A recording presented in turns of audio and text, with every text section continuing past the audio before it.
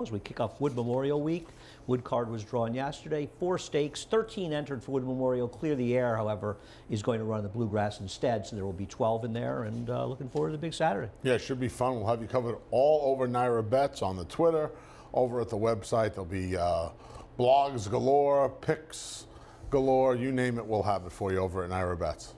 The Wood Memorial will be part of a 30-minute show from 6 to 6:30 on Big Fox, and the Big Fox Network will be covering the Wood Memorial, so we'll be bringing that to Big Fox. Of course, we'll be showing races earlier in the day as well.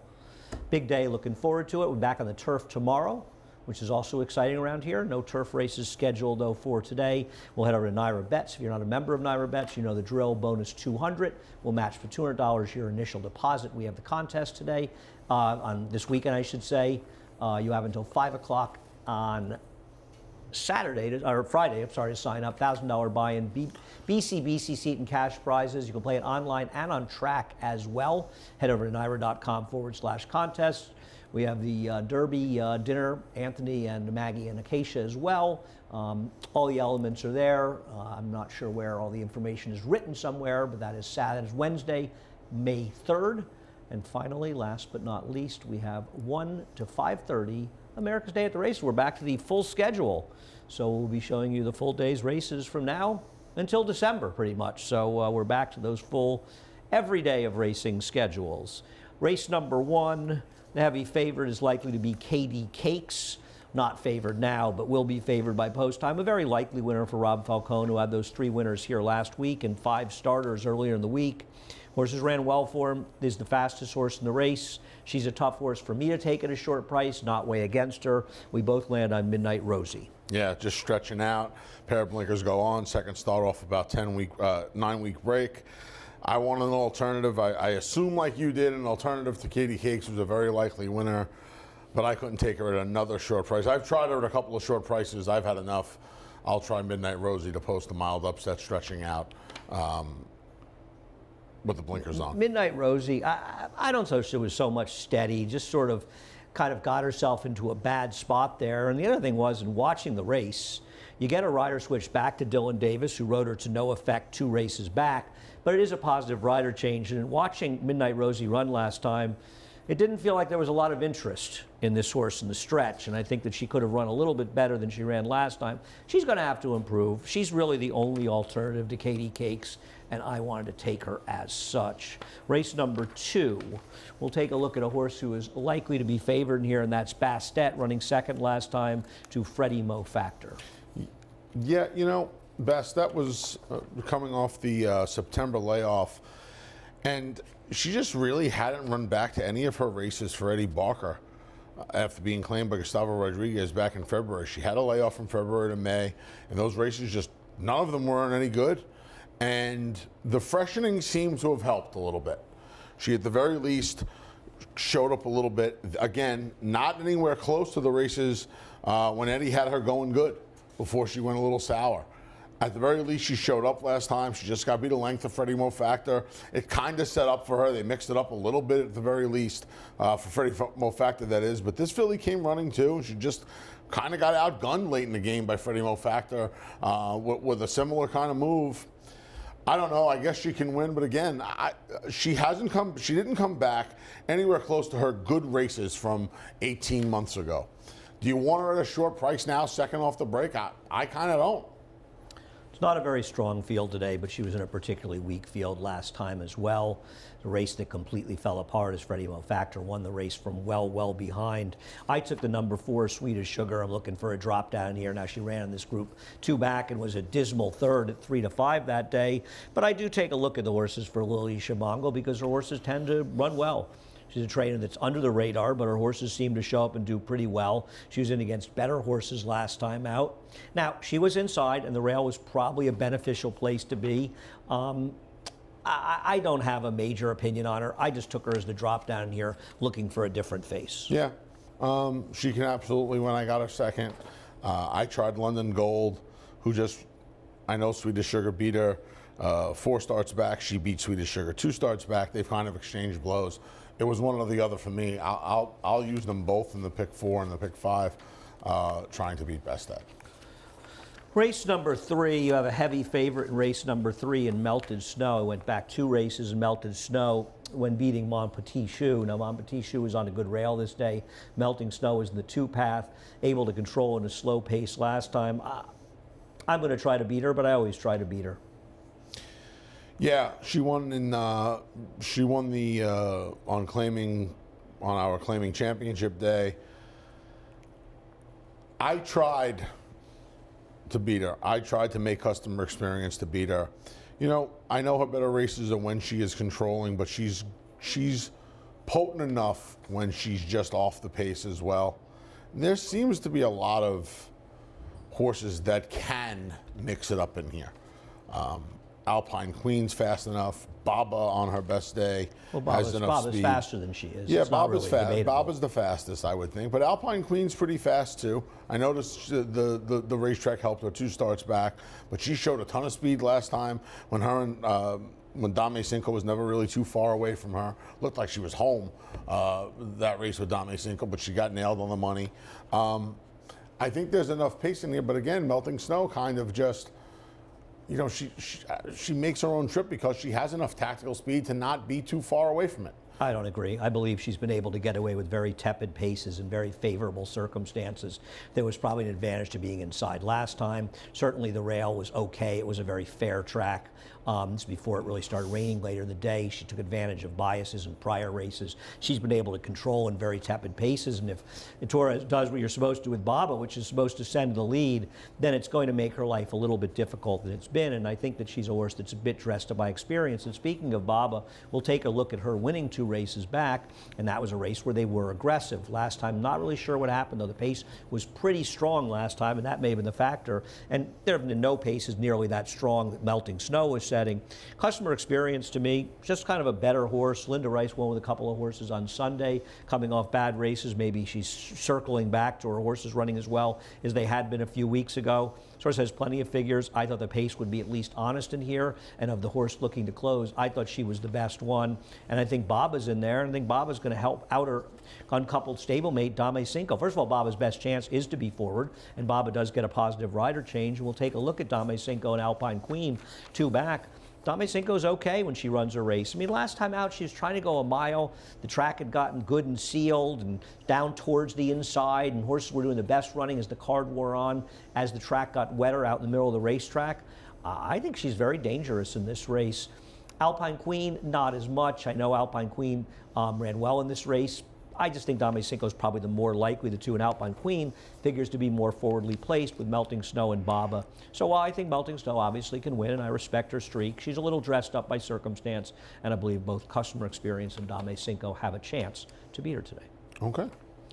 Race number 4 was a race. There were 2 races that were dramatically affected by scratches, the 4th and the 6th. Race number 4, you lost Longren too, who, depending on how you felt about him, I thought he was a bet against. It takes some speed out of the race, and a horse that I was interested in, Gaslight, comes out as well, which changed the complexion for me. You, on the other hand, liked Glory Road, I believe, from the start. I did. There's 2 races, though, that I did make some changes to picks today because of scratches. This was one of them. I moved Reed Can up. Now, I know Reed Can ran for 10,000 for Rob Actress last time, but the pace dynamic changes completely in here, and he's supposed to be in front in here now. Well, Golden Juan is not slow, and I think Golden Juan will be right outside of him in here. So I don't believe Reed Can will be dominating, and I didn't like Reed Can at all in this race. But well, I thought differently. I thought he was fast enough. I look at pace figures to be in front of him. The pace figures have the 7 right on top of Reed Con, so they should be close. I can't imagine that Jason Wayas will be allowing Reed Con to dictate. I don't really care if he does. Reed Con beat a horrible field with a dream trip last time out. As far as Glory Road? As far as Glory Road, I don't necessarily trust Reed Con. I don't trust Golden Juan. I just think he's in better form in the Looney Sema Old Trouble race. He's faced better horses the last couple of times. I mean, his recent form is just better. He came back from the layoff, and I thought he was kind of dressed off with that win because he kind of got a great setup. But the truth of the matter is, 3 of his 4 races since the break are just better than these. He'll beat these horses off 3 of those 4 races, and these horses aren't in particularly good form. If a horse like Reed Can, who woke up last time, has refound his form and gets in front of these like I think he will now, with the scratch of Lundgren too. I know you don't think so, but I do think he's loose in here. I feel like that's his only danger in here, but if Glory Road shows up, he's probably going to win. I think both of the outside two horses are interesting, new players, and I'm a little tired of the faces, and certainly Glory Road can win this race. I don't disagree. His races are obviously good enough to win here, and I think he's fine. But I think if you look at Golden Juan, he can be outside. Just looking up Juan Avila's stats here on the dirt, he's 4 for 14 shipping to Naira with an ROI of 338. So he seems to come here with horses that are live. This horse has back figs that put him in the mix. I thought he could get a good stalking trip outside. And I think that Hero Tiger is not so bad either. I know it's a switch. I don't have any confidence in this trainer at all. It's just showing 1 for 21 stats.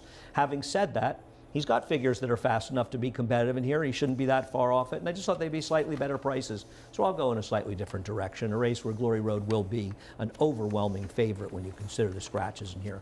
Take a break. We'll come back with the For almost 150 years, the Saratoga name has been synonymous with the finest quality, sustainably sourced spring water available anywhere. Saratoga carries on the rich tradition of its forefathers by crafting each stunning blue glass bottle with the same attention to detail and care that has been its hallmark for generations. Visit SaratogaSpringwater.com today or ask for us by name at your local market or restaurant. Saratoga Spring Water. Make every day exquisite.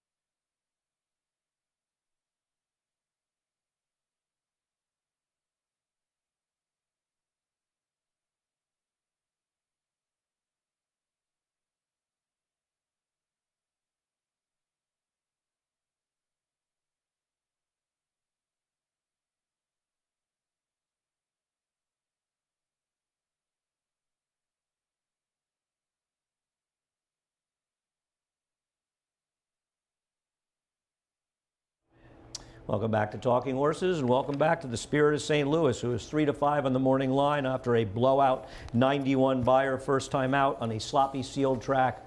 At that kind of price, he's going to show me he can do it on a dry track. He's probably the horse to beat, but I think the competition is significantly tougher than his 3-5 morning line suggests.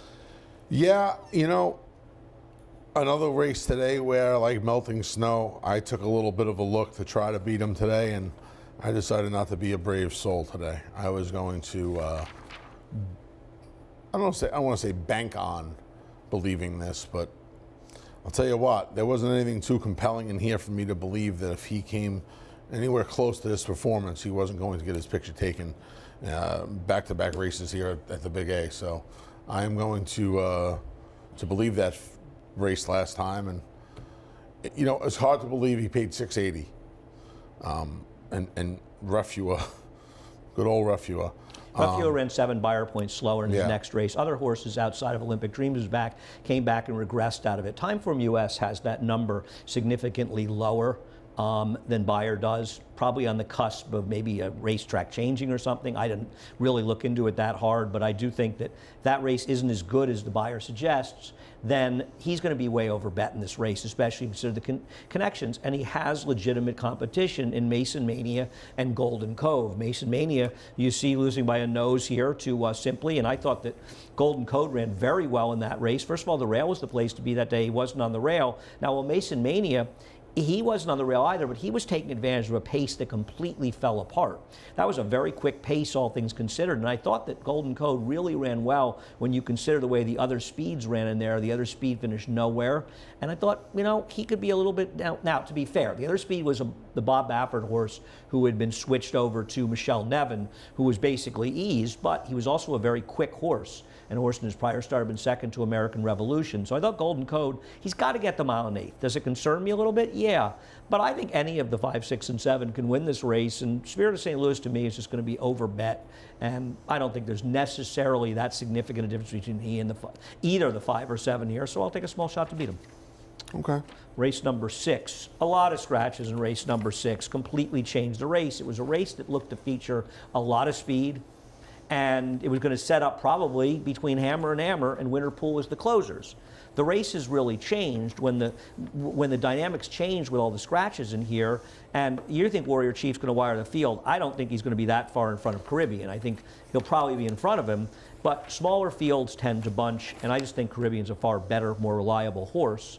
And I also want to welcome Jose Ortiz back. Nice to see him back. Now, he's a drop-down, too, and I don't love any of these drop-down types, but I took Caribbean in here because he'd be closer to the pace. You took Warrior in Chief thinking he's the controlling speed. Yeah, this was the other flip around. I picked the race originally 7-6, but all the scratches, I would imagine that Warrior in Chief, like last time, who dictated a faster pace, is going to be able to just go slower on the front end.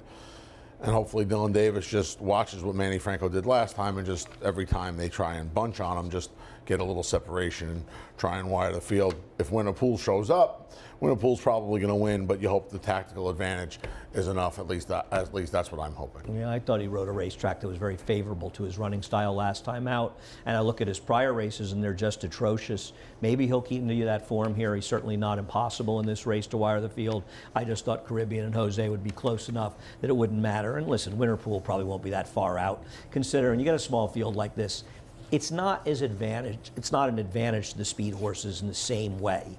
It means if it's close, the speed horse may have an advantage, but if it's not close, then I don't know that the horse really has that much of an advantage.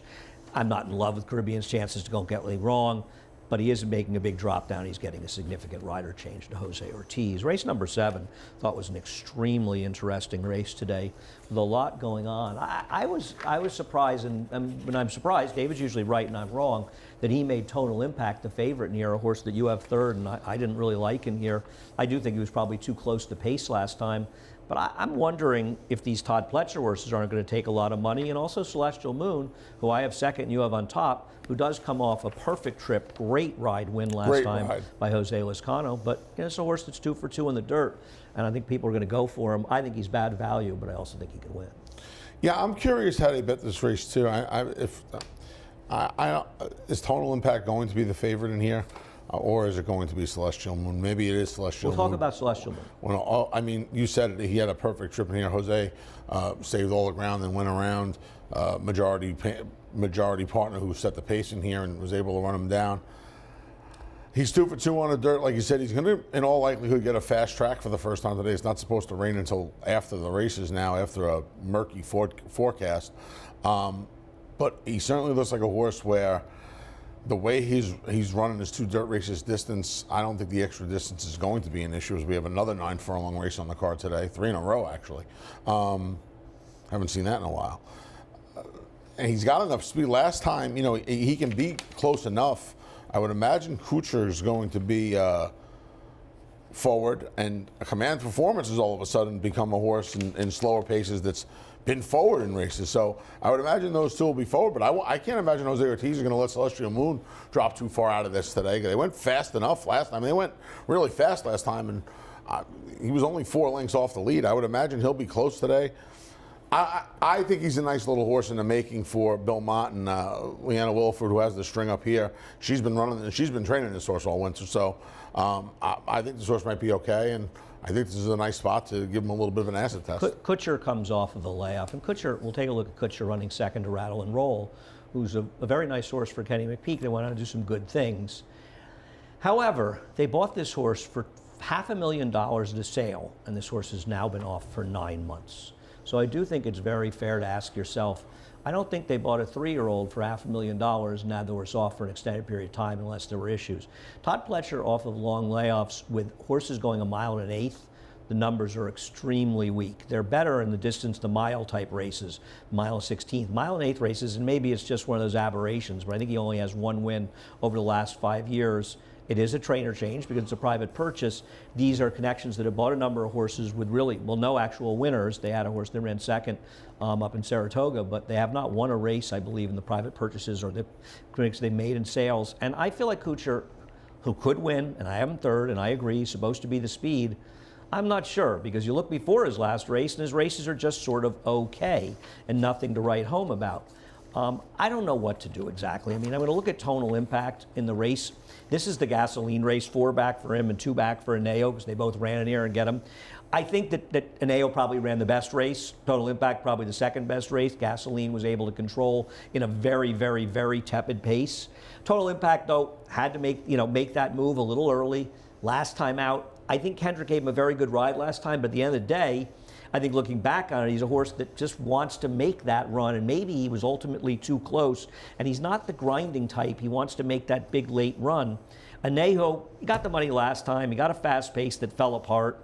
I just wondered if these horses were kind of a cut below the other horses they're meeting. And I think Treasure Trove is an extremely interesting horse when you start looking at him. With Lynn Cash, sometimes I feel like I just take horses that don't look like they're coming in good form. But he was in a ridiculous slow pace race last time with a little bit of trouble.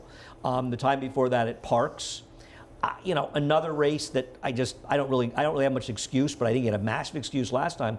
If he is able to run back the race he ran on February 2nd here, when he won and beat his stablemate Southern District, I am confident he will win this race. They beat the field by a pole that day, I think that was a gigantic race. Now, I can make an excuse for his last race, tepid excuses for other ones. The problem is that race sticks out like a sore thumb, but it does feel like some of the random horses for Lim Cash, they've shown up here. He showed up and almost won at 55-1 the other day at Oaklawn with a horse that occasionally runs. I'm hoping today is the day in a race where I think there are a lot of question marks. Race number 8. Race number 8 is actually kind of an interesting race with some okay New York breds. I mean, Dancer Doro's disappointed. But last time out, he lost to a speed horse from Michelle Giangulio that ran off the racetrack, didn't run a particularly terrible fig. Splashy Yovan Top's going to take a lot of money. I will show the last stretch run of his first race. You can talk about him. Yeah. He's the horse in white in 5th. Yeah, he's on the behind the accordion, if you will, flattening out right around the 3/16 spool here. I had a little tip on him this day, and he did not take any money, and he did not do a lot of running. And now we don't see him for the entire winter when you would imagine he could have made some hay. Now, they got on the van and they left right around now, right around this time. And he's only had a handful of workouts, nothing here. I like to bet the tips back. So I'm going to give him one more chance. I will tell you that Christoph is back. He was back this morning. And his first race was terrible. there's no real excuse for his first race. Okay. His first race was terrible. Hers. Her first race, thank you. The rail was not a place to be that day. She was outside. She sat behind a pace. She had nothing. She had an absolute perfect trip. She was terrible. Now, if you think that she can win off of that race, you're wrong. She can't. But the assumption is that she was a $200,000 flatter. She ran in November. She didn't take any money. Now, you say you had a tip on her. I don't know. All I know is, judging by the money she took in the race she ran, it's possible that she'll be a much better horse coming back in the spring. And she could turn her career around and absolutely win this race. It's not like she has to probably has to improve 8 to 10 lengths. She could be a different horse, but make no mistake, she was horrendous first time out. She had a perfect trip, she had an easy field, and she did no running. She may run better. I don't know. I get it. I picked her 3rd as well. I understand the thinking for her, but I think she's going to take a lot of money in here, and I'm not sure that she can run, but I won't be shocked if she runs better. I don't know if Run Chatta can run at all either. I mean, listen, she ran worse. Not a lot worse, but worse. She'd break about 3/4 of a length to a length slow in that race. You know what? She's a New York bred that ran down at Fairgrounds. They obviously intended to come up here. She's a Speightstown. I'm going to give her a little bit of chance switching here for Linda because the 5 has kind of disappointed me, though she's fine.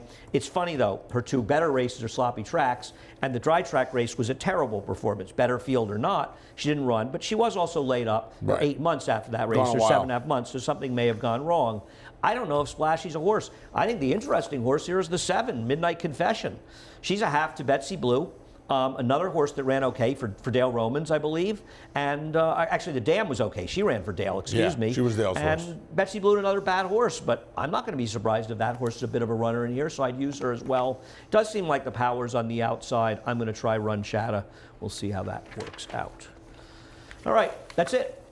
Head over to Naira Bets. You know the drill. NairaBets.com. Bonus $200 will match for $200 of your initial deposit. play through Naira Bets. Keep the money in the game. We have the Wood Memorial Challenge, a $1,000 buy-in. You can play on track. We hope you come out and visit us in the Wood Memorial. Or you can play online as well through Naira Bets. Head over to naira.com/contest. You have until 5 o'clock tomorrow to sign up, so still some time. BC seat and cash prizes as well. Anthony, Maggie, and Acacia, they're going to have their dinner and derby handicapping event at King Roberto's on Wednesday, May 3rd. Information, lots of good stuff going on there. Check that out. And finally, last but not least, America's Day at the Races, 1 to 5:30 on FS2, as we are back to our full card America's Day at the Races. And America's Day at the Races is really Aqueduct Live today, as there is no Oaklawn as well. Have a great day. Chris Griffin just getting started. He will be up next with a reprise of the Scratches and Changes. For almost 150 years, the Saratoga name has been synonymous with the finest quality, sustainably sourced spring water available anywhere. Saratoga carries on the rich tradition of its forefathers by crafting each stunning blue glass bottle with the same attention to detail and care that has been its hallmark for generations. Visit SaratogaSpringWater.com today or ask for us by name at your local market or restaurant. Saratoga Spring Water. Make every day exquisite.